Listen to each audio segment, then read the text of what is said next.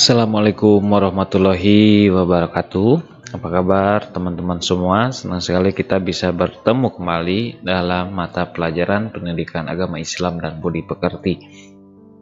Untuk materi ini kita mulai dengan materi yang baru, melanjutkan dari materi yang sebelumnya, yakni tentang ihsan. Untuk itu mari kita simak materinya berikut ini, mudah-mudahan bisa kita amalkan dan bisa kita terapkan ya.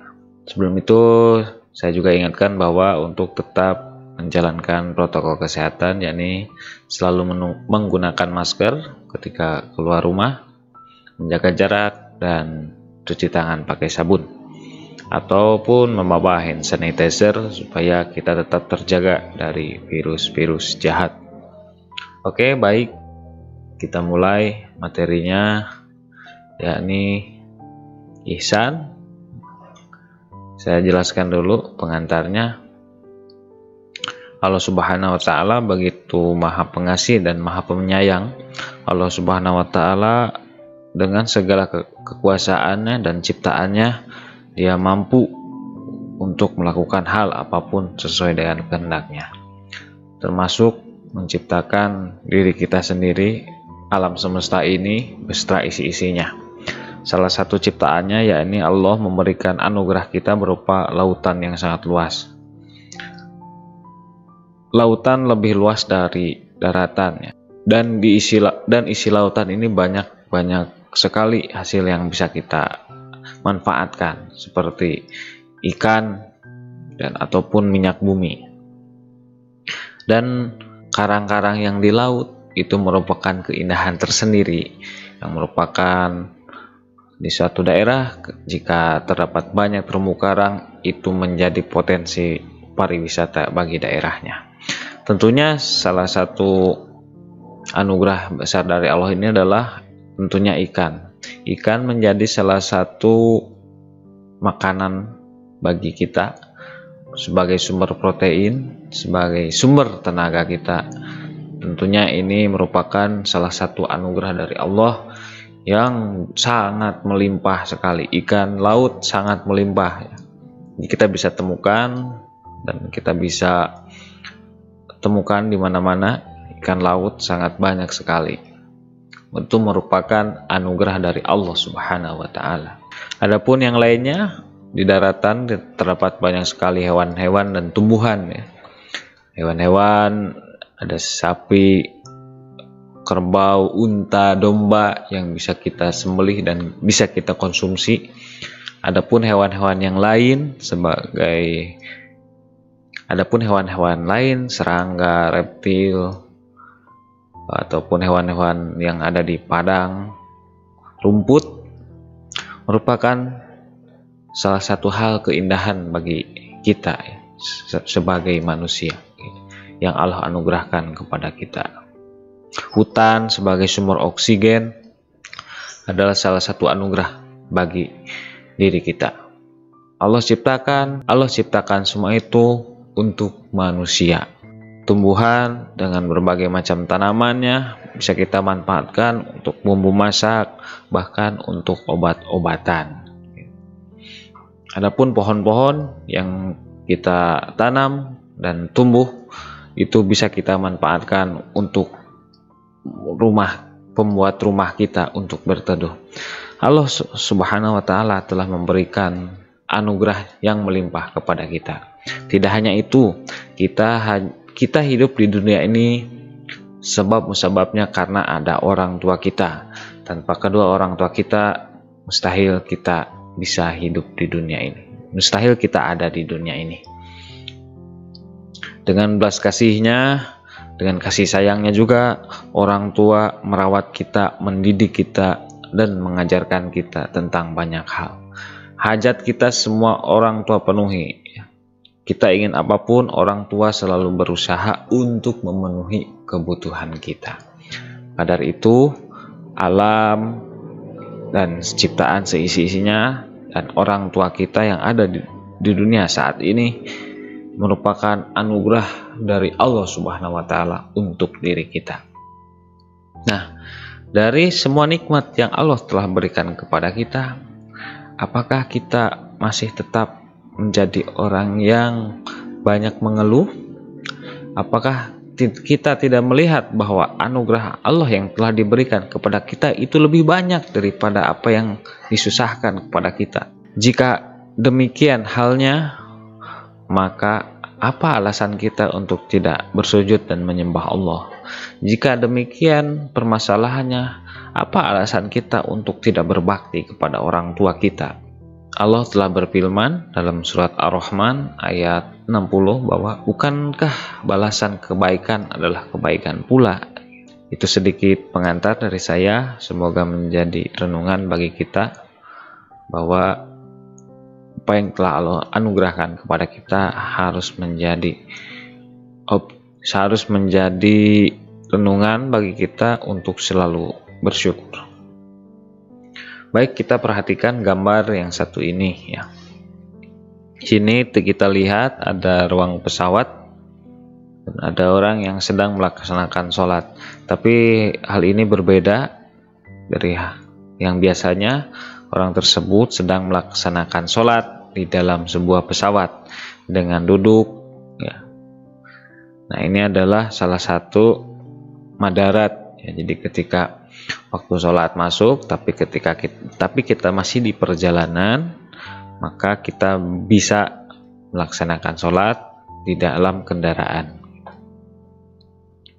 Adapun alternatif lainnya ya ini dengan jamak dan qashar, tapi setelah itu kita harus memperbanyak membaca istighfar. Nah, ini apa nilai-nilai yang terkandung di dalam gambar ini? Silakan untuk menjadi renungan. Yang selanjutnya, ini ada orang tua yang sedang menyantuni anak-anak ya, anak yatim. Kita tahu bahwa tidak semua di dunia ini Allah turunkan manusia menjadi orang kaya semua, tetapi kita semua diciptakan dengan beragam, dengan kelebihan dan kekurangannya. Ada orang yang diberi kelebihan harta, ada orang yang diberi kelebihan ilmu, ada juga orang yang diberi kurangan harta. Itu semua dinamika yang terjadi di dunia ini semata-mata untuk kita renungkan ya, bahwa ternyata di sekitar kita masih banyak orang yang sangat membutuhkan diri kita. Termasuk salah satunya adalah anak yatim. Anak yatim yang sudah tidak memiliki ayah, itu wajib kita bantu sebagai salah satu wujud kita bersyukur telah diberi kemampuan dan kelebihan oleh Allah Subhanahu wa taala. Menyantuni anak yatim merupakan pahala yang sangat besar bagi kita. Dan salah satu wujud rasa syukur kita, salah satu bentuk kecintaan kita kepada Rasul, dan salah satu pengabdian kita kepada Allah, menyantuni anak yatim. Yang selanjutnya ini kita lihat ada dua orang anak yang akan berangkat ngaji, dan dia bersalaman terlebih dahulu kepada ibu dan bapaknya. Ini merupakan perwujudan sikap rendah hati kepada orang tua. Orang tua harus kita muliakan, tidak boleh membentaknya ataupun tidak boleh menolak perintahnya selagi perintah tersebut sejalan dengan aturan agama. Jika orang tua kita memerintahkan hal yang buruk, maka itu kita punya berhak untuk menolaknya. Tapi di sini kita lihat gambar bahwa sebelum berangkat, si anak mohon doa restu kepada kedua orang tuanya untuk pergi mencari ilmu, untuk pergi mengaji.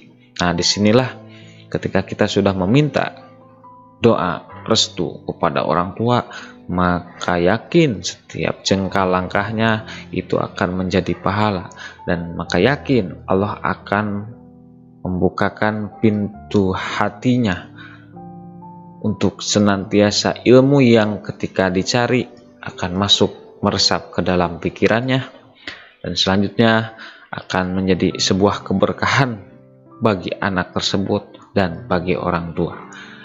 Jadi berbakti kepada orang tua merupakan hal yang sangat wajib, hal yang sangat penting, dan hal yang harus selalu dilakukan supaya langkah-langkah kehidupan kita ini bisa menjadi berkah dan menjadi mudah. Berbakti pada orang tua.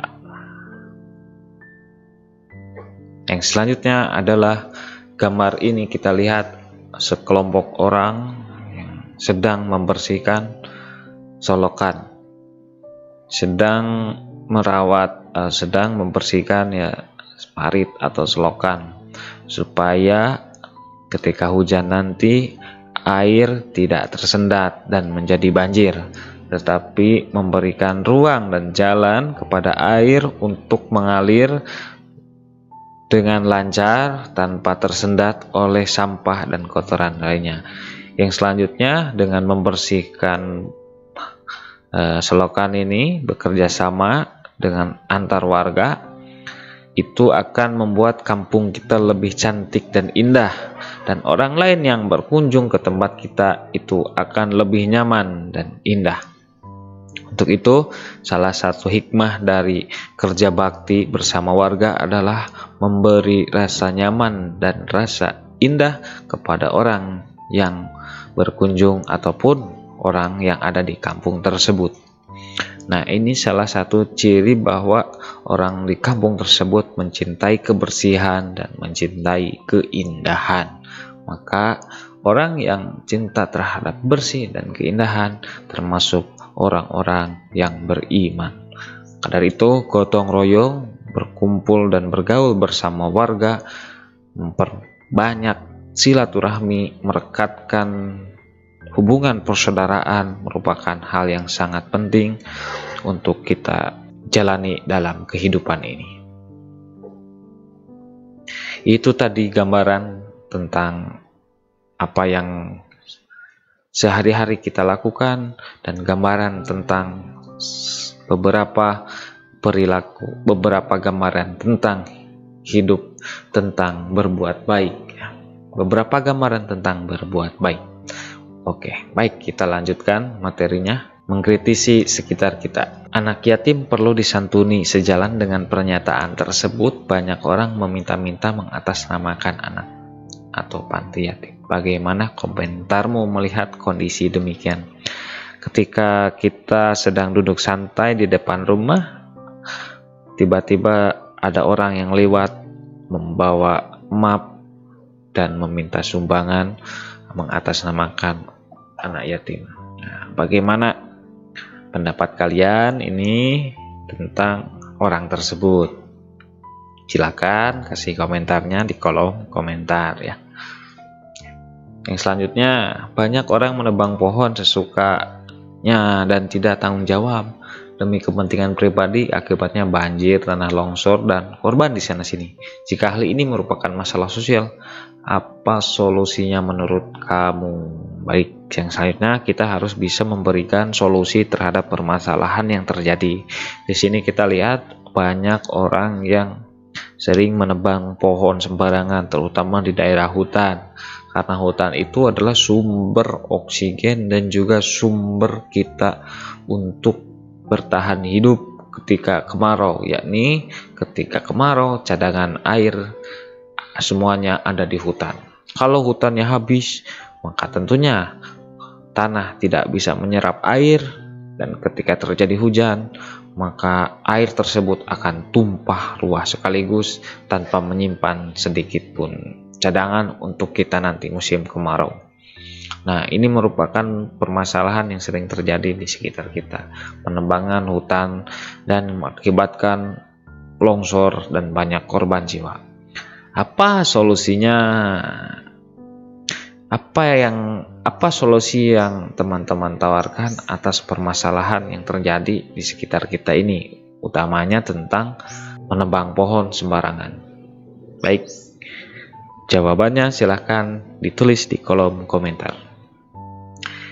Yang selanjutnya adalah demikian pula di laut. Para nelayan yang mata pencahariannya tergantung pada hasil laut berlomba-lomba untuk mendapatkan buruan sebanyak-banyaknya.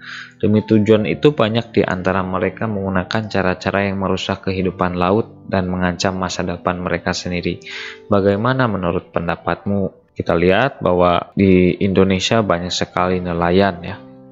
Nah, Ada memang ketika mencari ikan itu ada beberapa yang menggunakan alat yang tidak ramah lingkungan, ya, seperti bom ikan, bom karang, ya, yang itu dapat merusak ekosistem laut karena karang-karang ini adalah tempat tinggalnya ikan hidup, dan juga tempat bertahan mereka hidup di sana.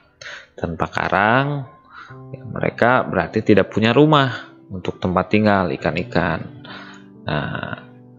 Maka dari itu, apa pendapat kalian tentang hal tersebut? Jadi ketika nelayan banyak menggunakan alat tangkap ikan yang tidak ramah lingkungan seperti bom ikan, ini bagaimana menurut pendapat kalian? Silakan tulis di kolom komentar. Baik, itu saja pengantar tentang ihsan. Mudah-mudahan ada manfaatnya. Terima kasih. Wabillahi taufiq wal hidayah. Wassalamualaikum warahmatullahi wabarakatuh.